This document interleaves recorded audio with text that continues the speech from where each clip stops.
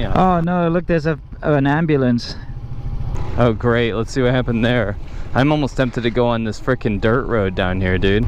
Yeah, I mean, no, I'm saying that poor ambulance isn't going to get to the hospital. Oh, is you're it? right. I thought you meant he was picking someone up here. Try as that ambulance might, he's going to be stuck for hours. With a dying person potentially in the back. That's an unfortunate situation here in China. Look at this. Like, how is that ambulance going to get anywhere? These poor people trying to get to their wedding or whatever as well. There's a lot of sadness and misery today in Jilin traffic. Yeah.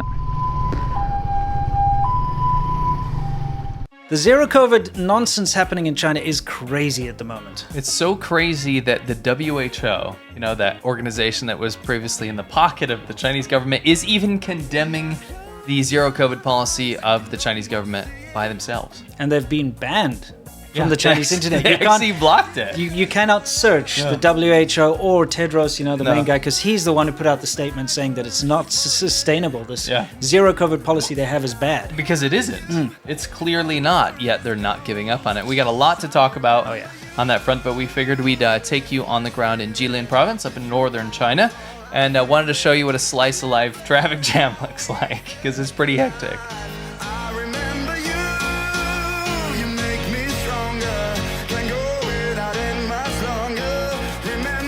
So what you're seeing behind us here is this crazy situation, which we've run across many, many times. But if you take a look, this is supposed to be a two-way road. Yeah. Okay. But what's happening is there's some kind of traffic jam going on. So everyone thinks they're going to be smart and go into the oncoming lane. You know, actually, we're doing the same thing here. Usually there would be cars coming towards us here. Yeah. But everyone gets in this lane because they think that they can somehow bypass the traffic. So what ends up happening is you've got basically a two-lane road, but everybody's going in one direction. And on the other side, the cars trying to come this way, they can't move forward, and it creates this crazy snarl, and there's no winner here. And it can last... No, there's only a bunch of losers. Yeah, exactly. It lasts for hours, and basically you have to wait until either somebody gives and they decide to, I don't know, stop being stupid, because look at all these cars on our left here are not supposed to be on that side of the road, right? Yeah. Or you have to wait basically for the authorities to step in and come and actually move people along. Even then. Yeah. It can go for days sometimes. Yeah. We've seen people playing card games and badminton and eating noodles. I don't know how they cook them. No. But I've seen them doing this in the middle of the road because the traffic won't move. And this is why we always said it's best to have a little motorcycle in these situations, because think about it. It took us a half an hour to get through something that these people were potentially in for 6 hours. Oh, easy. There were wedding processions that were caught up in this. Ambulances. Yeah. And we thought this was a great segue / a great analogy for kind of how China works and how, you know, we can really relate this directly to the whole zero COVID policy that China's going through right now. Yeah.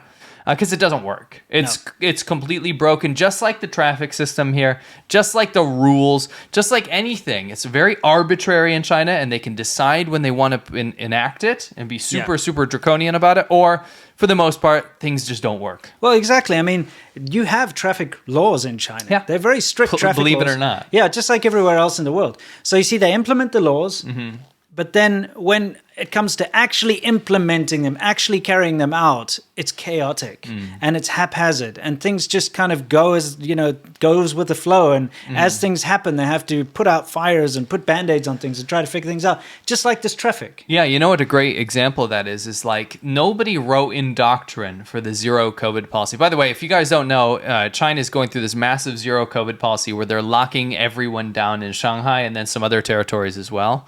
And everyone's getting locked down their house. Some people haven't been out of their house in 40 days. The government failed to deliver food packages. Some people starved to death. It's absolute insanity. It's causing uprisings, which usually don't happen in China. But what I wanted to say is that it's actually a really good example of this is nobody wrote into law or doctrine that this zero COVID policy means that they're going to use wire to wire people into their homes or weld people into their homes or put up electric fences around them. That wasn't in the law. No, it's not. They weren't like, okay, part of our policy is we're going to put electric shock fences around people's houses so they can't get out. Correct. We're going to ban people from opening their windows and singing songs. We're going to ban people from hitting pots and pans. We're going to have drones go by into people's windows and tell them what not to do. None of this stuff was in the law. No, it's not in the law. But that's the problem with China is because of the law is, number one, so opaque and so extreme that when the top-down leadership says, "Oh, we have to get this done," then they have to find every which way to get it done. Yeah, so when the top-down leadership says you must make sure that people are going to get tested daily and they're not allowed to leave their apartments, then it's up to the local sort of management committees and the local heads of the local government to decide how to do that. Right. So when people are escaping or people are not following the rules, they're like, okay, we're just going to weld you in. Okay, we're just going to and now I'm not making excuses for the main central government because it's their failures that allow this to happen. Yeah, and also it's the way that the structure works. No one in the main government is allowed to hear bad news. Yeah. No one's allowed to receive a message saying that this didn't work. Yeah. They have to receive a message saying it worked, and that's why you see all these crazy things. And again, the traffic situation that we always would go through here is a perfect analogy for that because the law, like you said, exists, but the actual aftermath of what actually happens is a very different story. Yeah. Right. And it's a disaster in Shanghai right now. Right. Yeah. And it's, I don't want to, bring in too dark of a topic, but look at the Uyghur genocide, right? There was no doctrine that says we're going to have to literally get rid of everyone, right? The idea in the beginning was, how do we make this minority group fall in line with our ideals? Yeah, how do we put down extremists and terrorist attacks? That's how it starts. And stuff? Yeah. But with authoritarian leadership, when those numbers or whatever bizarre quotas, they love quotas, when those are not met, then they have to come up with more ridiculous and more draconian methods. And again, it's a great analogy for this. Stuff in China just doesn't work because the top person comes up with an order and insane things have to be done to meet that order. Correct. Right? And we've seen this in basically every walk of life. Absolutely. We saw this during the Great Leap Forward, or the Great Leap Backwards, the cultural devolution and stuff. They're like, hey, you have to produce this much grain. Yeah. And they're like, well, we can't say we didn't. Yeah. See, there are police there. Yeah. But they're not really helping. No. Because they can't. It's like, how do you tell all those people down the road to just stop breaking the law? They're not going to listen to you. No. And anyway, that's another story. But during the Great Leap Forward / backwards, they were told you have to produce X amount of grain. So down there, they're like, well, we can't say we didn't. So they just say, oh, we did that and more. And more. Yeah. So then what does that lead to? Well, then the central government says, wow, they have a surplus. Let's give this away or sell it to a different country. Yes. In this case, the Soviet Union. And then people die of starvation. Yeah. It's exactly an analogy. Nothing's changed. That's the problem is that, yes, China's not like a dirt poor nation anymore. There's a lot of poverty around the countryside, but it's not the same nation you'd see from old Mao era footage. However, the way it operates is very similar. Correct. To its past, especially now under the current leadership under Xi Jinping. Yeah. A lot of the methodology has been born from Mao and then continued on, even though the people didn't want anything to do with that, right? Correct. This video is brought to you by Hone Health. Let's face it, guys, as we get older, unless you live an incredibly active lifestyle, you will start to notice a big drop in your energy levels. Like, for instance, I usually like to tinker on my bikes, tinker on my cars after work. In fact, I was planning on going to carve up the canyons and whatnot after work. That's why I've got my helmet here in the office. But I'll be honest with you, it's been ages since I've had the drive to actually go out and do that. You might find it harder to just do the things you used to enjoy the most. You might find that certain urges and drives have just gone away. You find yourself being a little lethargic. And when you come home from work, you just don't have that energy to work on that project or do that thing that you've always enjoyed. You feel less active and you start to really notice that you're getting older. Turns out you're not alone. Over 30 million men in the United States of America alone suffer from low testosterone, which leads to this feeling of hitting a wall. That's why we were super happy to work with Hone Health. Hone Health gives you a biomarker test that actually gets the results to a doctor so they can analyze you and see what's going on. Low testosterone is a huge issue and it can lead to comorbidities like diabetes, heart disease, and dementia, all things you probably want to avoid.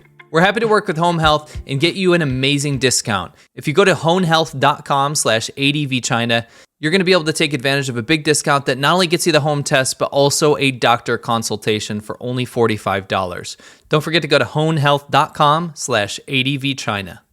So some concrete examples about how this zero COVID policy has failed is that when they need to hit those zero COVID numbers, they'll just say they did. There was this huge celebration in Shanghai not that long ago where they're like, okay, even though I have a ton of cases yesterday, all of a sudden, because it's a special day of importance, now they're all gone. Yeah. Right? And everyone was like, oh, we hit zero. Oh, we hit zero, so we can all do whatever we want. No. Nope. Then they're like, oh, by the way, we're still in lockdown. Yeah. Another thing, firefighters can't get into houses because they've welded all these doors shut and they put scaffolding and all this kind of metal. Yeah, they put barriers up so you've got a fire breaking out. Right. Now they can't get in. No. And the people can't escape either because Correct. they've actually put locks and welded and blocked off entrances and exits to all the buildings. Exactly. Another example. People, believe it or not, in China and any country, they die of other things too. Yeah. Not just Omicron, right? Yeah. So you have choking, you have cancer, you have diabetes patients, you have old people, you have young liver people, dialysis. you have liver dialysis, you have kidney dialysis. You should get you have liver dialysis You have if liver problems. Yeah. You have all of these issues that normal people need to go to. I've been to the ER before for ailments and things. What if like you just this. cut yourself? What if you cut yourself? Yeah. Good example. Yeah. You're cooking a and relative of mine basically chopped her finger off, had to go to the ER. It's normal. Yeah. All of these things don't allow, people aren't allowed to go see the hospital or the ER for these things because everything's been transformed into these COVID facilities. Yeah, it's COVID quarantine, so you can't even get into the ER if you need to. Kids are dying in the street. Yeah. Because they can't go get treatment for stuff. Emergency patients are dying of heart attacks on the street. Yeah. And I'm not exaggerating this. They're taking entire facilities and they're making them into these massive camps where COVID is spreading even more. Yeah. Right? So they're putting people in COVID camps that aren't even supposed to be there. People that aren't even positive. Trucking them away to these internment facilities, basically. Mm-hmm. And not only that, when that doesn't work, then you have to go to the most extreme methods, and that's not allowing people to even leave. Yeah. Right? I'm not talking about lockdowns in your house anymore. I'm talking about in some areas, they're actually canceling passports. Yeah. Right? So that people don't flee the country. Yeah, so they don't leave and they can't come back in. That's the whole point. They are so convinced that COVID's coming in from the outside that they just don't want anyone. So they don't want someone to leave and then come back, basically. Yeah, it's ridiculous. And it's not that they're convinced that that's the case. Mm-hmm. It's that is the convenient excuse. Yeah. You know, a great example of this and another perfect analogy here is that you try to solve the problem by doing things like swabbing crayfish, swabbing cats. It's empirically proven that sea animals are not spreading COVID. Yeah. It's impossible. It doesn't happen and it's scientifically incorrect, but China still does this. Yeah. Why? Because they've put that out there as a possibility and they've never backtracked on it. They keep putting out wild theories. This whole thing is self-defeating as well. The idea of isolating in your home is completely thrown out the window because they get them to go downstairs every day to get a test with everybody else together. Because that's what protocol says. Yeah, because that's what the government said. Everybody needs to be tested. So what do? You shout out on the loudspeaker or you send through the WeChat groups, it's time to come down for your test. Everybody gets out of their apartments where they're isolating and they go down and gather in big groups and lines and queues to get tested. What's the point? So you shouldn't be isolating them because you're going to get together with everyone anyway. Correct. And then all of a sudden, there's multiple times a day. Yeah. And now, no, there's a couple of new cases now. I wonder why. What because a surprise. Didn't let them just stay in their apartment. Anyway, we go on this topic for hours, but the point is that there's a lot of analogies around China, and until reform is made by about the basic structure of how things are done in China, it will never change. You'll never see China liberalize and reform and get better because China's still stuck in the same ways that Mao did. Yeah. And Xi Jinping brought those things back. He can only hear good news, and China's only going down that really, really scary dark hole. Yeah. And much worse than it used to be when we were there.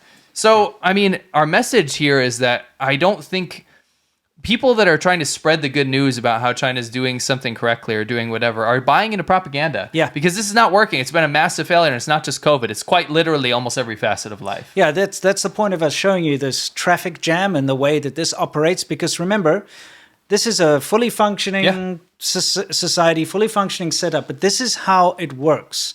The chaos you see in the traffic here, when there are traffic laws and there are policemen around and everything, is what you see in every facet of life in China when it comes to the government. Yeah, bureaucracy. Yeah, it's absolutely ridiculous. Yeah. Hope you guys learned something. Absolutely. Another thing, guys, if you want to see this little thing, because we actually filmed a proper episode where we were speaking to each other, talking to each other about the traffic. If you want to see the full thing, like with us talking live, uncut, not us talking not over in the corner. We're in our helmets, talking to each other. It's up on our Patreon page, so please go and visit patreon.com/ADV Podcasts, and you'll be able to watch the full thing. Link is down below, and thank you for supporting the channel. Yeah, thank you so much. And for all of those people stuck in Shanghai still, and not only Shanghai, because Shanghai is getting the press, but not just in Shanghai. There's something like 60 odd other cities. I can't remember the exact amount. A lot. Are in some form of lockdown. Yeah.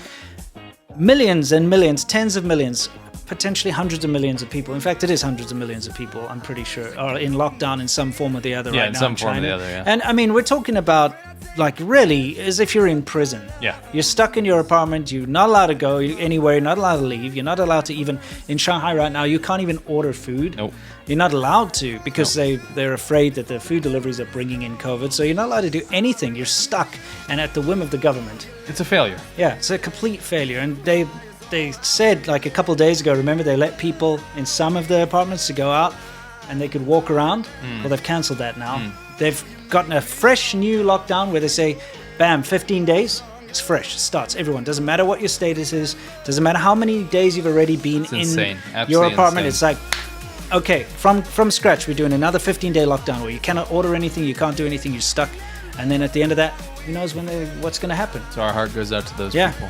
Seriously, it's a terrible time. Anyway, guys, stay strong, and we can't wait to see you in the next video. So until then, you know the drill. As always, stay awesome.